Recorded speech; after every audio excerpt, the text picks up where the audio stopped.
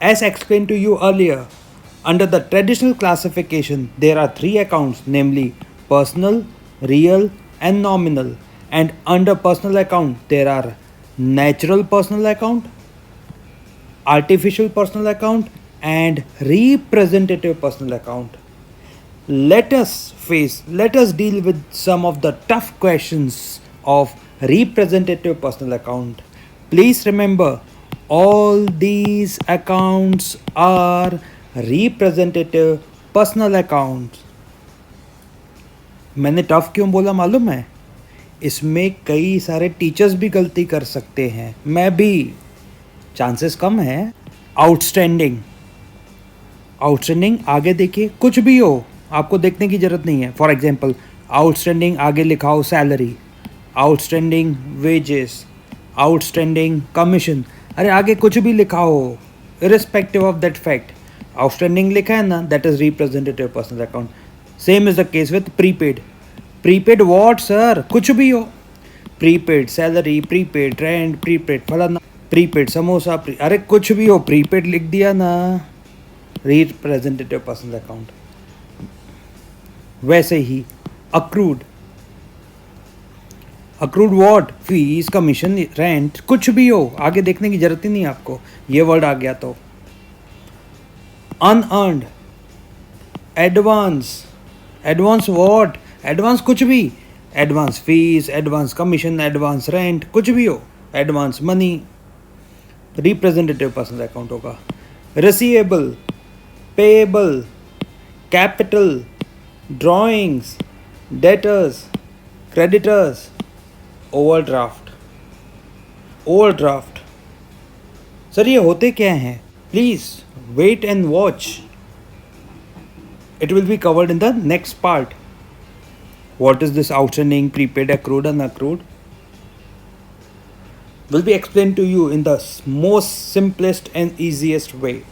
Now remember, if a prefix or suffix, if a prefix or suffix is added to a nominal account, nominal account, income, revenue, gain, expense, losses, अगर किसी nominal account के नाम में अगर कोई prefix पहले कुछ add कर दें वर्ड, या बाद में कुछ ऐड कर दें, तो वो क्या हो जाएगा? पर्सनल अकाउंट हो जाएगा। अरे ये केवल रटवाना है, कॉन्सेप्ट तो मैंने इधर बता दिया। कॉन्सेप्ट याद है ना रिप्रेजेंटेटिव पर्सनल अकाउंट का? ए जी सुनते हो जी? सुनिए टप्पू के पापा। स्टूडेंट्स इधर आइए, बॉयज़ इधर आइए, याद है कॉन्सेप्ट आपको? फिर भी on a technical note, if a prefix or suffix is added to a nominal account, ये nominal account सैलरी, कोई भी income, revenue, gain, expense, losses का अकाउंट, उसके नाम के आगे या पीछे कुछ ऐड कर दें। क्या ऐड करें? सपोज सैलरी के आगे ऐड कर दिया प्रीफिक्स आउटस्टैंडिंग, पीछे ऐड कर दें तो यही वर्ड तो सफिक्स हो जाएगा। तो क्या बन जाएगा? आउटस्टैंडिंग सैलरी या सैलरी आउटस्टैंडिंग। तो जैसे ही आपसे पूछा जाए आइडेंटिफाई सैलरी अकाउंट कौन सा अकाउंट है? नॉमिनल। लेकिन अगर बोलें आउटस्टैंडिंग सैलरी कौन सा अकाउंट है, तो याद आना चाहिए सर ने क्या बोला था? आउटस्टैंडिंग वर्ड देखो आगे पीछे, फिर देखने की जरूरत नहीं है क्या है। तो सैलरी आउटस्टैंडिंग बोल दें, आउटस्टैंडिंग सैलरी बोलें, क्या होगा? Representative personal account. ये सिंपल रीज़न तो यही है, बिकॉज वो किसी न किसी पर्सन को या ग्रुप ऑफ पर्सन को रिप्रेजेंट करेगा। याद कर लीजिए मेरे बच्चों।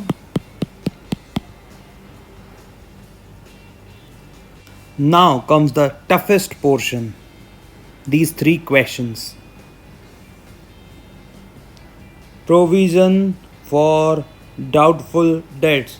Your answer should be, this is a personal account as per traditional classification. Sir, why personal account? ये कौन से पर्सन का अकाउंट है?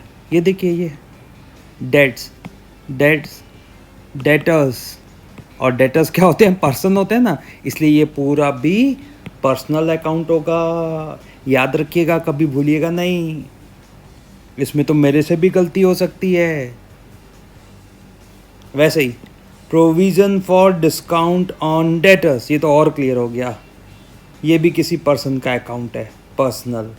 वैसे ही provision for discount on creditors वो भी पर्सन होते हैं, तो इसका नेचर क्या होगा? Personal account. Now last but not the least, provision for depreciation. इसमें तो बहुत लोगों की हालत ख़राब हो जाती है. इसका नेचर है real depreciation. Provision for depreciation, this is related to asset account. In fact ये एसेट का ही अकाउंट है, देयरफॉर रियल.